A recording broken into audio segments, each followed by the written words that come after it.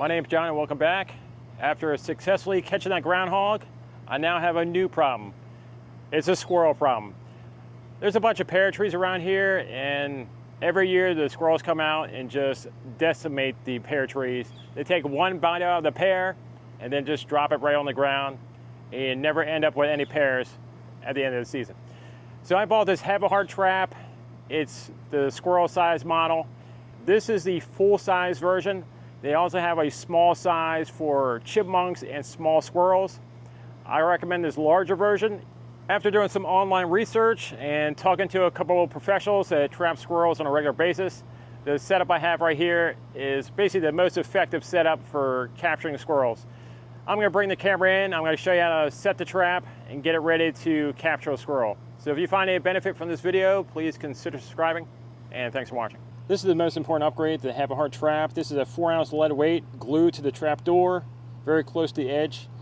What this allows it to do is the trap to slam down a lot quicker. To set the trap, it's very simple. Swing over the locking bar. This is the trigger bar. It's hooked to the door, and this is hooked to the floor plate. You just have to meet them up, and there's a sweet spot where they're sitting.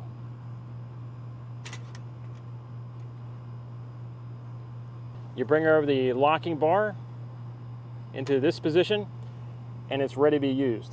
Once the squirrel enters, touches the plate, goes off. You can see how quick it shuts with the weight on it. And now it's locked with the locking bar. He can't escape. Over the last 2 days, I've caught 3 squirrels. I was using peanut butter and I was having no luck. The squirrel would reach in, set the trap off, and he would just run out. And now I switched over to whole peanuts, and that seems to be the way to go. Now that the trap is set, have the proper bait in place, where do you put the trap to be most effective? Well, you're going to want to find a shady spot, any place a squirrel might want to go anyways. That's where you put the trap. You don't want to put the trap out in the hot sun. It's summertime. You bought the trap to safely trap the squirrel and not kill it. You don't want to have it out there sitting in the sun getting heat stroke. So a nice shady spot where a squirrel might feel safe is where you put the trap. Here's my little shady spot next to this cover. Got the trap situated, baits in place. There's another thing I'm going to add to this. I'm going to put this paver on top of the trap just to keep the trap from being knocked over in the course of the operation of trying to catch the squirrel.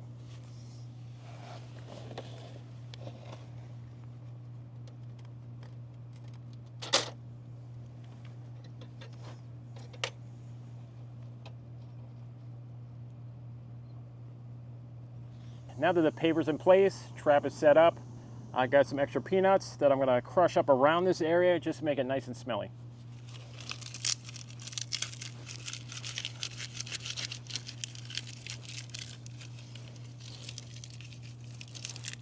Now that the trap is set, I'm going to check back here in about an hour, see how well the trap has done. It's been about 2 hours and the Havahart trap has done its job. I have a nice full-size squirrel in here. In those 2 hours, the squirrel mingled around this area, picking up stuff, and then finally felt comfortable to enter the trap, and now he's caught. I really think the additional weight on the door, plus the stepping stone, putting a lot of pressure on the trap, keep it from not being knocked over, has really helped in catching the squirrel. So now let me show you the squirrel I have. Nice shady spot. He felt comfortable to go in. Nice full-size squirrel. Now I'm going to throw a cover on him, take him to his new home. So if you have found any benefit from this video, please consider subscribing, and thanks for watching.